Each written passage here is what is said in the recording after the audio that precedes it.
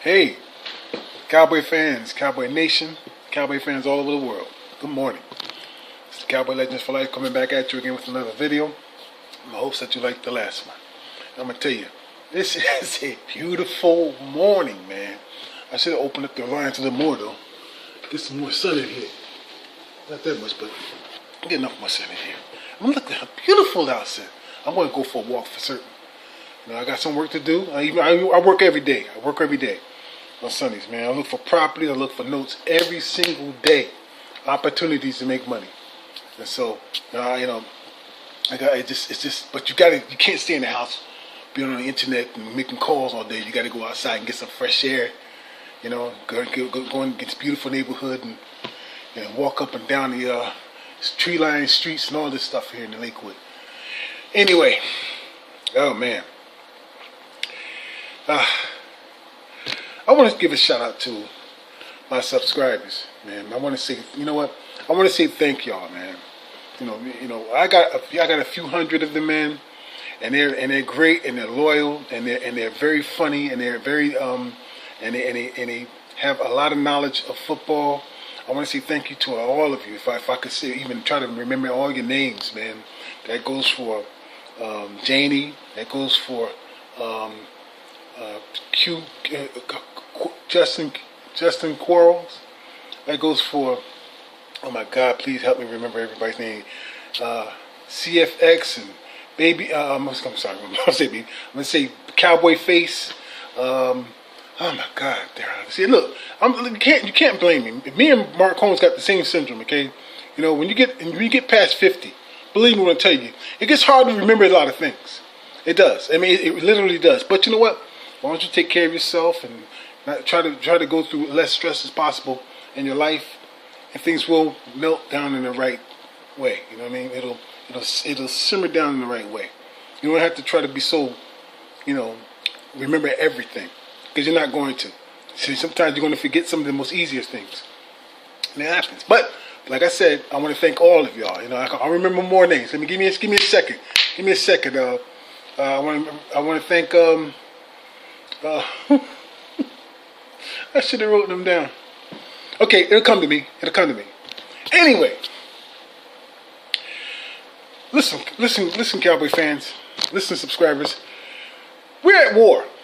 War is coming, all right? This is going to be not just another Cowboy season, not just another NFL season, okay? And an eventual date and time with our opponents in our division especially. This one seems like a war. War has been called. You realize that for instance, the Eagles fans have been acting the worst they've ever been, even after they won the Super Bowl. They're acting worse now, right now this season, and they won the Super Bowl. Now coming this season, 3 seasons ago. This season, 18 and 17. That's 3 seasons ago now. Okay, and now they're acting even worse now. And why is that? Because I think that they realize that it ain't going to be so easy. Even try to repeat. They damn sure couldn't. As a matter of fact, they nearly got a chance to, only because of the switch in quarterbacks. I want to start with that. All right? Because look, I'm at war now. I don't know about the rest of you. I'm telling you, but we are at war. Some of you may out there ignore it, but I'm telling you right now, the gauntlet's been called down on us. Okay? They're coming out of the woodwork like cockroaches, just like Mark Holmes said. Okay, and they're beating the war drums, on everything. Before, the attack was always about Dak Prescott. Now they're talking shit about DeMarcus Lawrence. They're trying to blame him. Okay, before DeMarcus Lawrence said that shit he said several days ago, they were talking shit about him weeks ago about him never getting a sack in Philadelphia against the Eagles in his career. You think he didn't hear that? Listen, the talking heads, along with the players, listen to us too. Listen to all of us too. Especially when you get on Twitter and you converse with them. When you get on their channels and their pages and converse with them, okay, they listen to all of us. So he knows now that Eagle fans are talking shit that he has never gotten a sack They laid down the gauntlet, bro. They done pissed off D-Law, bro. That was a mistake, son. He's going to be a one fucking man wrecking crew. It wasn't the fact that he wasn't kicking the Eagles' ass. So anyway, he was fucking tackling fucking Eagles, tackling Carson Wentz, knocking him on his ass, chasing him around the field, making him throw interceptions, making him fucking fumble. Yes. He didn't get a sack, but so what? He did his job. All of a sudden now, these are Eagle fans. These are Eagle fans. A sack seems to be more important than stopping the quarterback from fucking advancing. It's got to be a sack. It's important for a quarterback to throw for 300 yards and lose a game than one who can throw 200 yards and win. That's the Eagle fans for you. That's their fucking analogy. That's their mentality.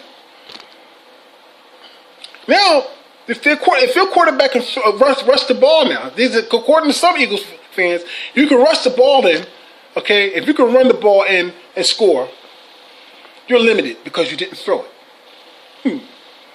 Now, when McNabb was doing it, he was fantastic.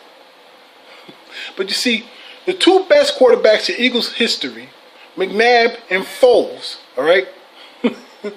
They're the ones who are getting treated like shit by most of the damn Eagles fans' fan base.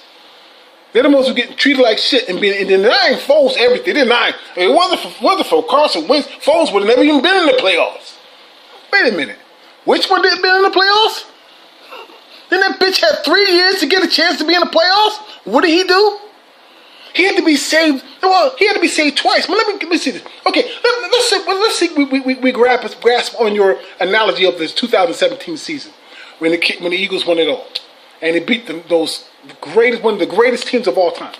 All right, let's hold on for that a minute and say, yeah, maybe you're right. Maybe Carson Wentz, if he didn't win those 11 games. He won like 9 in a row, and he lost only 2. You know, when you think about it, gee, if they got to that point, Nick Foles would have never had a chance to get into the postseason. So he's right? So explain to me then, motherfuckers, why in 2018, when Carson Wentz started playing bad as if he was a rookie in 2016. He had to pull him out the game for the rest of the season. Once again, 3 games left. 3 games left. Nick Foles walks in there and saved their fucking team's ass. Won 3 games in a row and got them into the postseason to even win a game against the Bears. No matter how close it was, at least he won a game. Got them from behind and won. You see what I'm saying? So what's the excuse then? Was it because of Carson Wentz's ability to be 5-6? That Foles was able to come in, save the day again, save the season again. So what's the excuse on this one? You got an excuse for every year fucking Carson Wentz played. First, he had no protection, Then he had no damn running game. He didn't have this and that. But he could carry the team on his back, though. He could carry him on his back, which is probably why his legs is all fucked up, right? Right?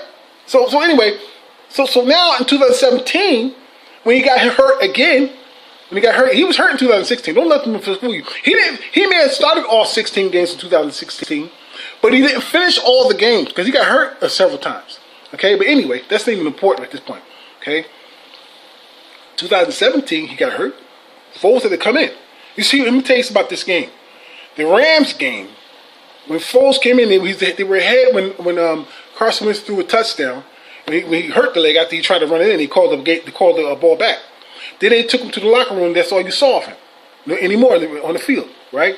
However, the Rams went ahead. People keep forgetting this shit. The Rams went ahead.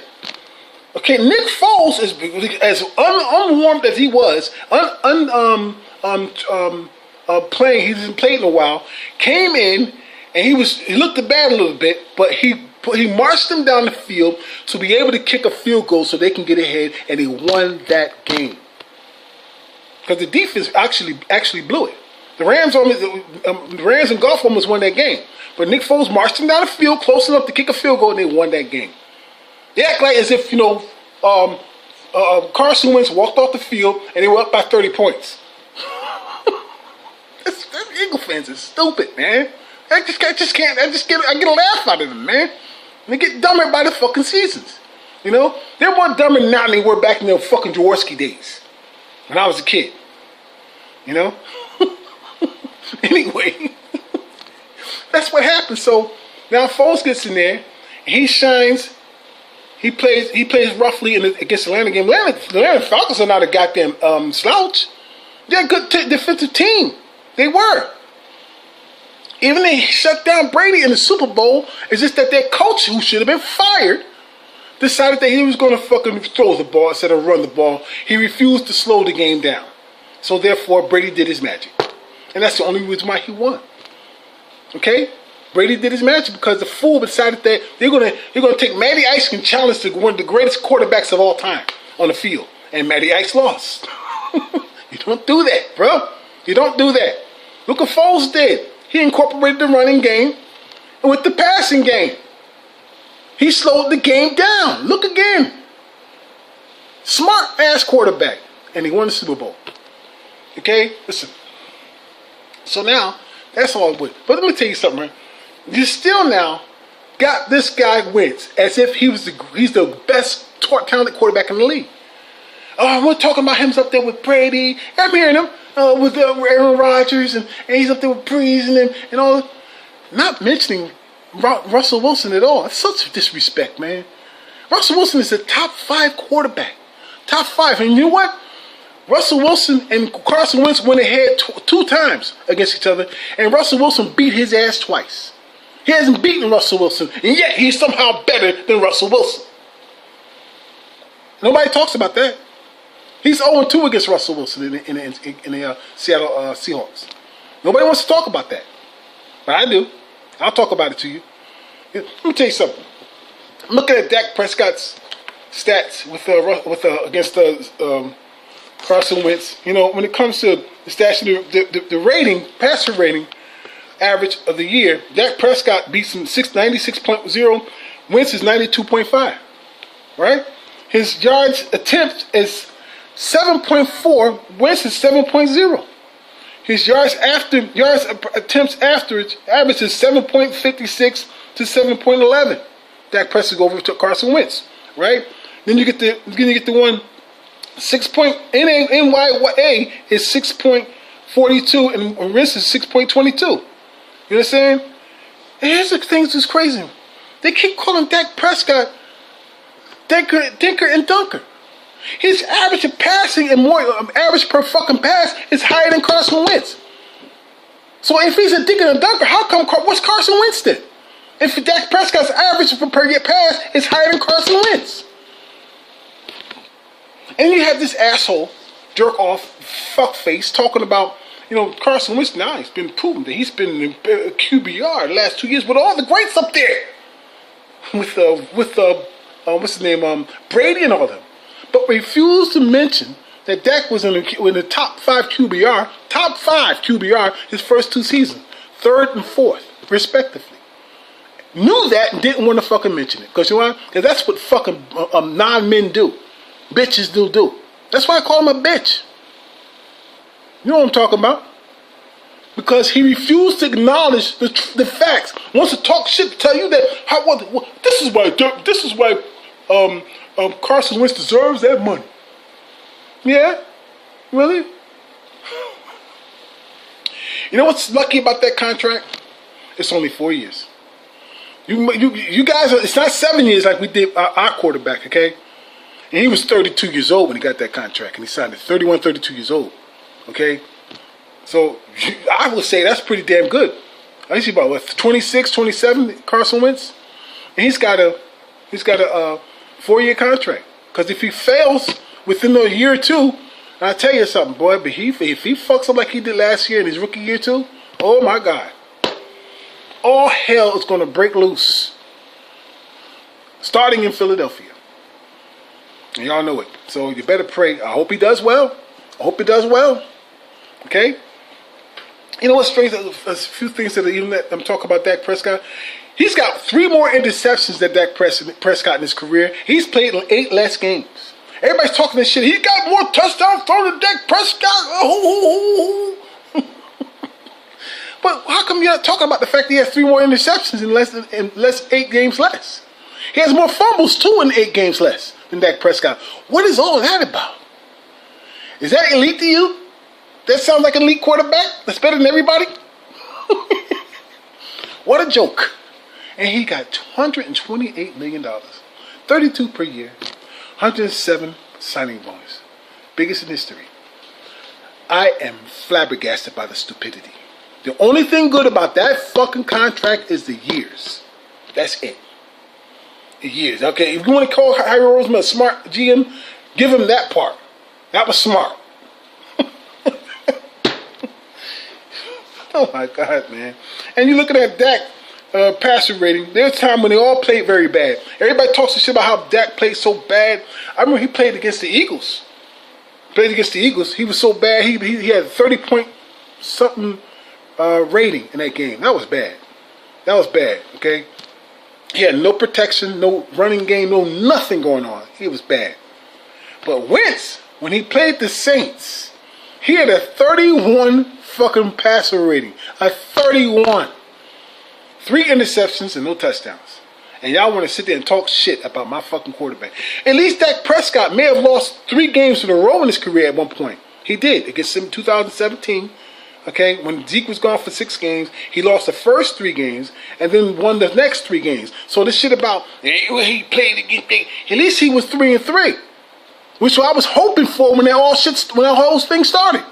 3-3, and that's what everybody was talking about. If he becomes 3-3, everything's going to be okay. You know, the Cowboys will be okay. And he became 3-3. He won 3 in a row, but after losing 3 in a row. But Carson Wentz, in his career, he has lost 5 in a row. He has lost 5 in a row in his career. The man is 6-17, I believe. Yeah, 6-17 against teams 500 yards. 500 rating. 500 winning percentage or better.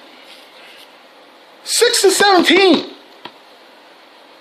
Okay, the guy has been 10-6 in the Eastern Division in his career. 10-6. Okay, but he's 13-11 the rest of the fucking season. Rest of the fucking league. 13-11. That's all. Dak is 13-5 in the division play. Okay, and he is the rest of it was I forgot what it's 13-5. That makes him what was it though? I'm sorry, 19-11 division play. If he's so fucking greater than Dak Prescott, and he's played in 8 games less, how come his losses are more than Dak? Wouldn't his losses be less than Dak? If he's so damn great, well, how come he got more losses than Dak Prescott? If he's so fucking great. Don't tell me how long he's been injured. We know when he's been injured, okay? Tell me why, because of the short games he's played, he still has more losses than Dak Prescott. What is that about? You got anything to say about that, Eagles fans? I guess not. I ain't hearing about it. Can't hear you all the way from Philadelphia. Strange thing, I can hear you all the way from fucking Washington, D.C., because they get stupid down there. In Philadelphia, they just stay quiet when they know they fucking wrong. Fucking Eagles fans, man. You make me laugh. I love it. This is war, baby. I'm calling it out. Carson Wentz, when he comes to Dallas, and Dallas goes to him, he will be decapitated. They're going to decapitate him. Then fucking D-Law is going to lead the way. He's going to get about maybe. I'm predicting this. In the 2 games they play, if they do play, and D-Law is healthy enough to play, and Carson Wentz is healthy enough to play, he's still there, okay? I predict that in those 2 games, that D-Law would get at least 5 fucking sacks. Count it. And I said it, damn it. That's what I said. 5 fucking sacks. Don't talk about that shit that he can't get a sack even though he been beating Carson Wentz's ass up and down the field, chasing him around, okay, fumbling him up and everything. But sacks are important to y'all, right? I'm predicting that D-Law himself, by himself against the Eagles, if he plays those 2 games, he will get 5 fucking sacks against Carson Wentz or whatever quarterback that's out there. Okay?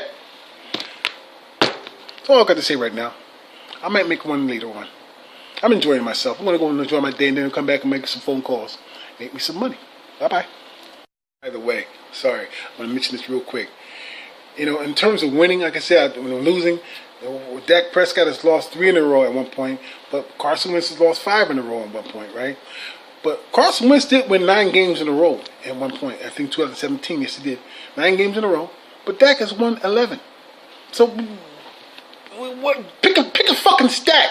Pick one.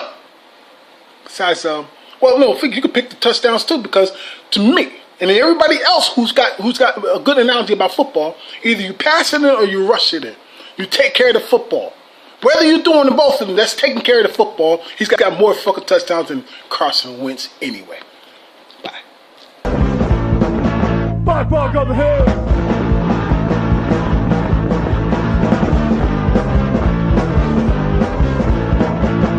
Bug on the hill.